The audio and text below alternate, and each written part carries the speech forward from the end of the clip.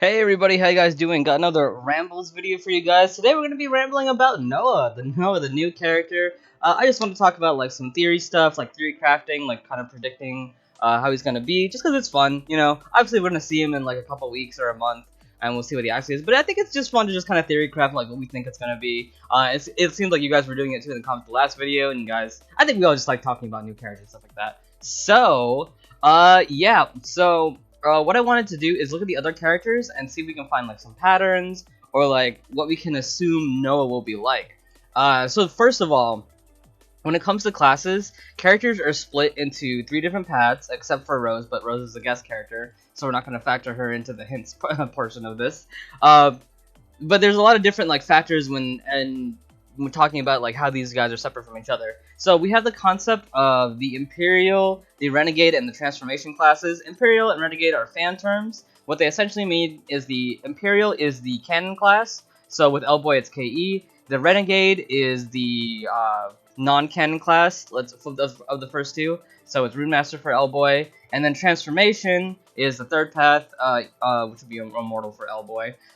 So one thing that kind of sets them apart, just there, is it's like the most logical path that the character would take. 9 times out of 10, like for Raven, some people might think it's a bit weird that it's raid charts. It does make sense in the story, but most times I would say it's the class that makes the most sense for this character to take. It's also like I would say the nicest of the three, and like personality wise, it's probably the nicest of all the paths. Again, most times. So I think for Noah, what's it gonna be is, well, first of all, we can tell two different classes that that Noah would take. So just in general, from watching this video, we can see that he uses his bladed tonfa. The bladed tonfa is definitely going to be one type of class, and then we see at the end of the video, they does have some type of projectile. It looks like a sort of moon blast, maybe. He has a lot of symbolism with like the moon. Like before he was revealed, there's a giant moon. There's a moon in the background here. So some type of moon power. It seems like that's going to be like his projectile class, or magical class, however you want to call it. But that too as well. Like obviously his physical class will be like the assassin, ninja, type of like very fast, kind of quick class. And then the other one will be this kind of more projectile, magic, like moon thing, whatever that is. So this one's tough, but I think that the Imperial will be this type of assassin, type of just like focusing on the bladed tonfa, just because I feel like naturally maybe that's what he's gonna be, just based on his design with the cloak.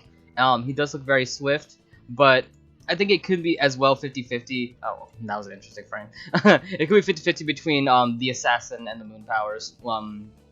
Look at that hand motion. So yeah, so there's that, and then there's also the transformation path as well, and we'll talk about that in a little bit.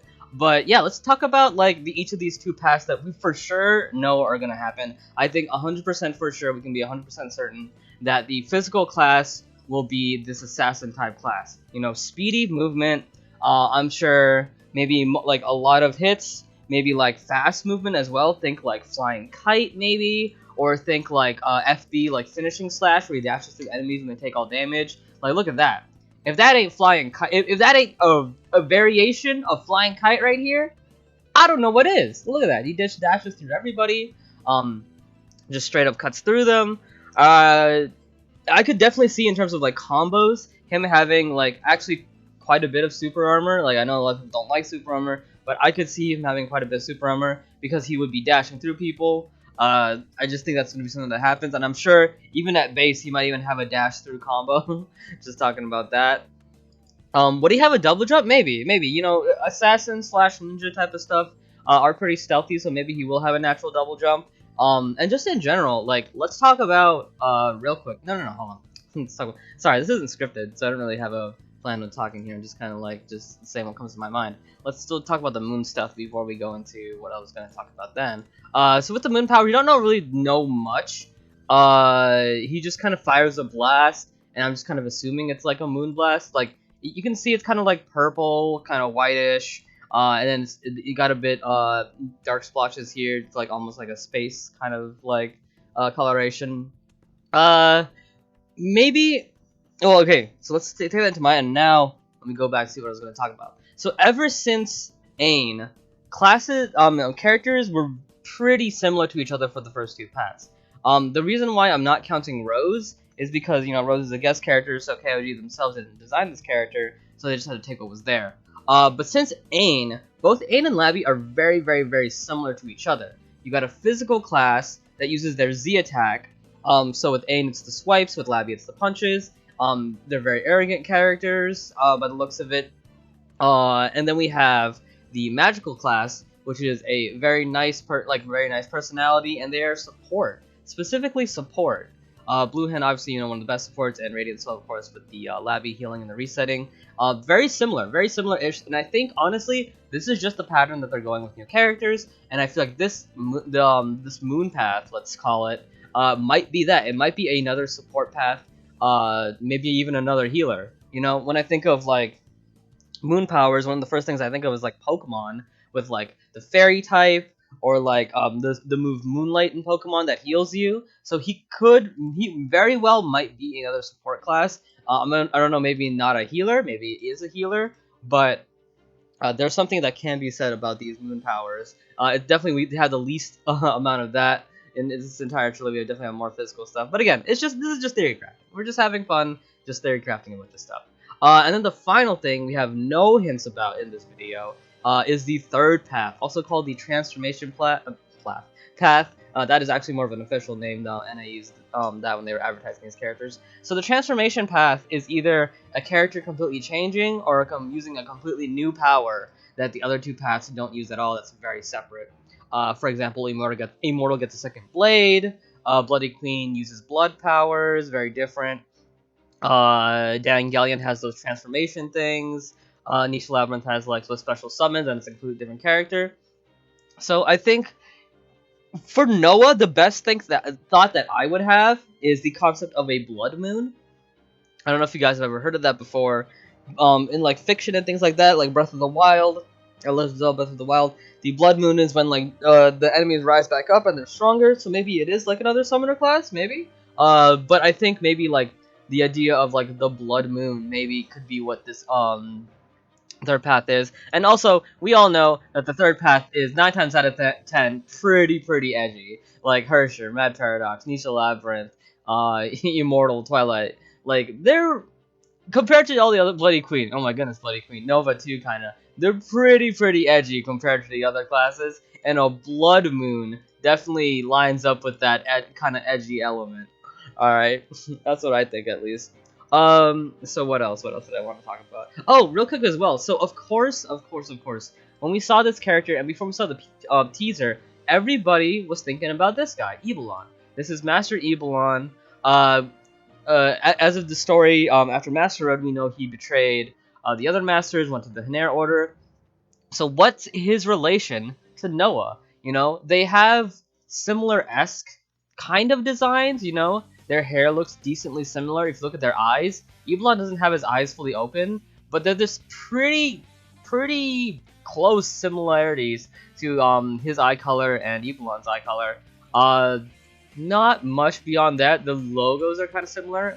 This logo, when people were seeing the logo of the moon and whatever was behind it, I don't know if you can see it anymore. Yeah, we can't really see it anymore. But there was a logo behind the moon. It wasn't Noah's face or anything. It was a logo behind the moon. It did look pretty similar to this is Ebalon's logo.